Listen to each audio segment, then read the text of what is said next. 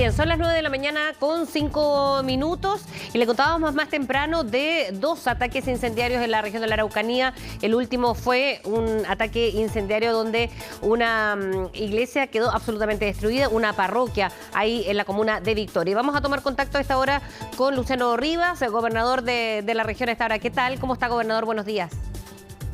Muy buenos días, Fresia, un gusto saludarte. Igualmente. Bueno, los antecedentes, gobernador, los dábamos a conocer, se han atribuido al mismo grupo en estos 2 hechos de jueves y viernes ya respectivamente. ¿Cuáles son los antecedentes que ustedes manejan hasta esta hora? Bueno, por lo que la información que nos ha llegado, se vuelve a dejar información de que es la resistencia Mayeco, nuevamente que atenta contra esta capilla católica en Victoria. El día de ayer un agricultor que resulta herido a bala y que se le quema prácticamente todo, que se quemó su casa, sus galpones, sus vehículos, hicieron una destrucción total en esa zona. En el mismo momento donde estábamos con la ministra Toá en Enela 2023, que el lema es paz para el desarrollo, siguen ocurriendo este tipo de atentados en nuestra región. Cuando hablamos de terrorismo, bueno, aquí claramente estamos ante un grupo que sigue ejerciendo el terrorismo en esta zona de Mayeco y que lamentablemente sigue haciendo tanta destrucción y tanto daño. Sí, ¿qué significancia tiene, sobre todo cuando se realizaba este encuentro, ¿no? Parecen ataques hasta un poco provocadores respecto a la presencia, por ejemplo, de la ministra del Interior en la zona, gobernador. Bueno, ahí es donde tenemos algunas discrepancias con algo que planteó la ministra el día de ayer, referente a que estos son actos más bien comunes, pero muy graves. Yo creo que aquí lo que se está haciendo es una presión política. No olvidemos que en la visita del presidente Gabriel Boric hace unas semanas atrás, cuando vino a inaugurar la ruta del tren entre Temuco y Pitrufquén, esa noche tuvimos 2 atentados. Cuando se instala la Comisión por la Paz y el Entendimiento, tuvimos atentados también. O sea, aquí hay grupos que, si bien tenemos atentados todos los días, hacen estas medidas de presión y que son presiones políticas. Entonces, yo creo que no podemos descuidar de que aquí, como lo hemos dicho en muchas ocasiones, hay crimen organizado, hay narcotráfico, hay robo de madera, hay robo de vehículos, hay una serie de delitos que ocurren tras estos atentados y que están financiando probablemente estos grupos. Pero aquí hay hoy día una presión política contra el gobierno. El lienzo anterior dejaron por la libertad, porque se volvieran a traer a Angol los presos que hicieron el motín, donde tuvimos gendarmes de rehenes. O sea, yo creo que aquí no nos podemos perder de que hay personas que están ocupando la política, la ideología, para poder hacer este tipo de atentados, y eso configura también el carácter de los que muchos planteamos que acá en la región de la Araucanía hay terrorismo. El presidente reconoce que en la Araucanía hay terrorismo, la misma ministra reconoce que acá en la Araucanía hay terrorismo, y el actuar de estos grupos así lo dice. Entonces, yo creo que ahí no nos podemos perder en ese sentido, y yo lo dije ayer en Enela y lo reitero públicamente. Yo voy a estar para apoyar cualquier medida que encuentre que es positiva por parte del gobierno. Que el gobierno se haya abierto a modificar la ley antiterrorista, yo creo que es un gran avance. El hecho de que el gobierno reconozca que hay terrorismo es un tremendo avance. Nos hemos pasado 30 años discutiendo con la izquierda si hay o no terrorismo en la Araucanía, y yo valoro lo que el presidente genera y lo plantea en este momento. Yo insisto con esto, debemos pasar a la acción. Este tipo de delitos que ocurren en nuestra región, los 2 que hemos tenido en las últimas horas, necesitamos tener la capacidad de adelantarnos, y estas personas lo que tienen que pasar es que tienen que quedar en manos de la justicia. No sacamos mucho con tener un estado de excepción que, si bien, según los datos que nos presenta el gobierno y que la misma ministra entrega ayer en Enela, se ve una disminución en la cantidad de atentados, pero también la Fiscalía hace pocas semanas atrás nos plantea que hay un aumento del nivel de violencia de un 17%. O sea, tenemos menos atentados gracias al estado de excepción, pero estos atentados son mucho más violentos como los que hemos visto en esta última hora. ¿Qué es lo que entonces hay que determinar ahora? Porque cuando escuchamos a otros parlamentarios, por ejemplo, o algunos parlamentarios de la zona, el diputado Andrés Joanet decía que la idea era ahora entonces dejar o tener que tuviese más libertad los militares ahí. ¿No es suficiente, gobernador, con las medidas que se han tomado y que se han ampliado inclusive para evitar este tipo de hechos? Mire, lo que pasa es que el estado de excepción sigue teniendo un carácter de disuasivo. El estado de excepción lo que hace es evitar que en algunas zonas ocurran estos atentados. La presencia militar lo que hace es una presencia disuasiva. el hecho de que lo que se logra con esto es que más carabineros puedan actuar porque las patrullas están mixtas entre carabineros y militares. Entonces esto hace ampliar un poco el radio territorial en el cual ellos pueden participar.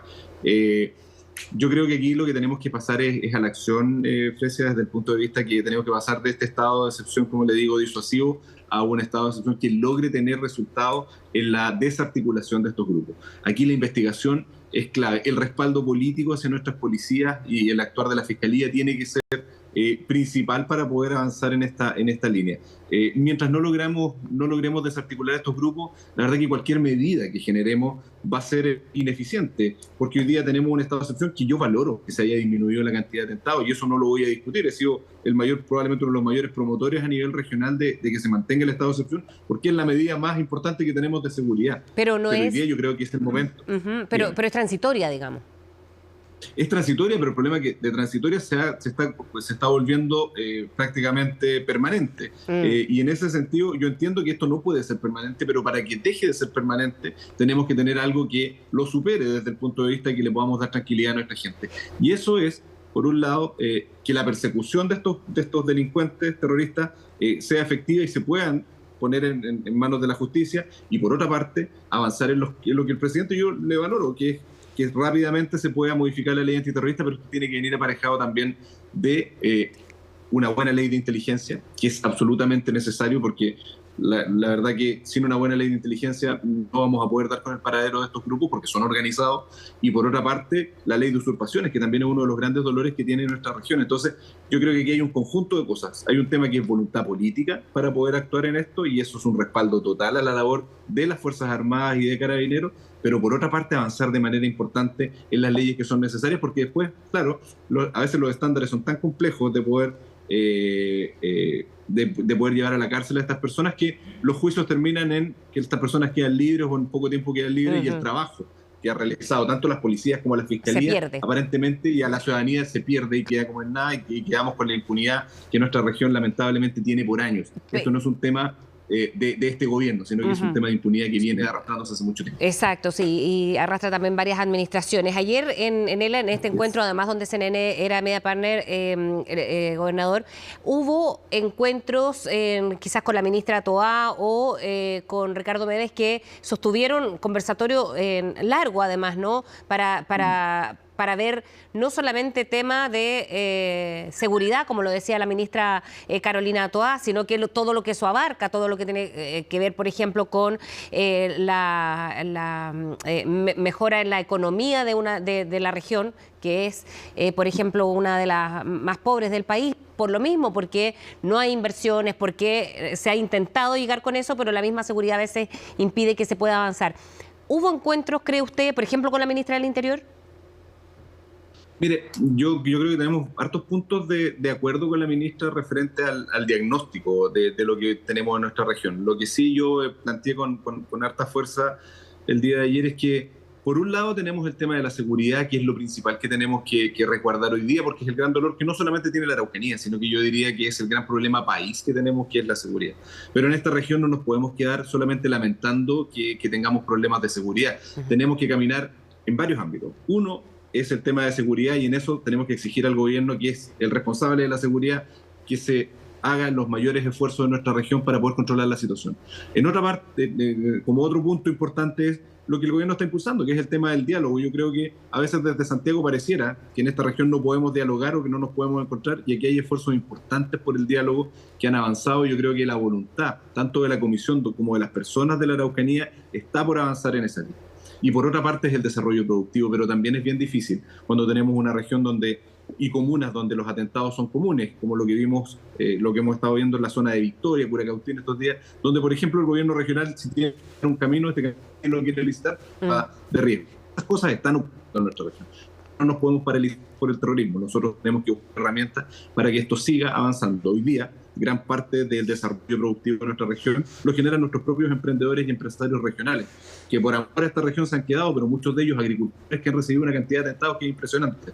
Ahí es donde pedimos, obviamente, que el gobierno tiene que actuar con seguridad, y nosotros como autoridades lo que tenemos es que generar planes de desarrollo, herramientas para que esta gente pueda surgir, y exigir, obviamente, que la seguridad tiene que ser el pilar fundamental. Ayer en ELA se llamaba Paz para el Desarrollo, y la verdad que las dos cosas se necesitan para poder avanzar. Necesitamos desarrollo para la paz, pero también obviamente necesitamos paz para el desarrollo. Exacto, y puntos de encuentro también. Gobernador, usted había anunciado la consulta ciudadana sobre la ley de reparación de víctimas de terrorismo. ¿En qué consiste esta consulta? Mira, esta es la segunda consulta en esta temática. Nosotros en noviembre del 2021 generamos la consulta de Araucanía, que le preguntamos a la ciudadanía en la región de la Araucanía, en un proceso que es transparente, que es con datos validados por el CERVEL, que pueden votar personas solamente de la región de la Araucanía, de las 32 comunas, si estaban de acuerdo o no con renovar el estado de excepción. En ese momento tuvimos 145.000 personas que participaron, el 84% de la ciudadanía que participó dijo que habíamos que renovar el estado de excepción. Por esos datos yo me fui al Parlamento y le entregué a los parlamentarios, senadores y diputados en la primera renovación de este estado de excepción. Ha logrado ser renovado en el gobierno del presidente Piñera, entiendo que 14 veces, y en este gobierno ya van 24 o 25 veces renovación. ¿Qué es lo que vamos a hacer en esta consulta? Preguntarle a la Araucanía. ¿Están de acuerdo con que exista una ley de reparación de víctimas del terrorismo y la violencia rural? Cuando todos reconocemos que hay terrorismo, bueno, que tenemos que tener es un plan para reparar a las víctimas del terrorismo. Esa va a ser la pregunta que vamos a realizar los días 7, 8 y 9 con un proceso que es de votación por internet, con datos validados por el CERVEL, donde solo pueden votar las personas que estén en el padrón electoral de nuestra región de la Araucanía, y esperamos obviamente tener una muy buena participación para poder entregar este insumo al gobierno, que también es uno de los compromisos que el presidente planteó cuando instaló la Comisión por la Paz y el Entendimiento, que las víctimas no iban a quedar fuera, y además, dentro de la ley de presupuesto, el gobierno tiene que pronunciarse referente a la posibilidad de legislar este tema. Cuando hablamos de reparación de víctimas del terrorismo, no solamente estamos hablando desde el punto de vista económico, sino que hay un reconocimiento, un apoyo obviamente psicológico, porque las víctimas del terrorismo tienen que tener otro tipo de apoyo, y aquí también hay casos de desplazamiento territorial que son muy, muy complejos, y esperamos también que el gobierno se haga cargo de eso. Sí, es un apoyo integral el que se requiere. Gobernador Luciano Rivas, muchísimas gracias por hablar con nosotros esta mañana. Muchas gracias, Frecia. Un gusto como siempre. Buenos días.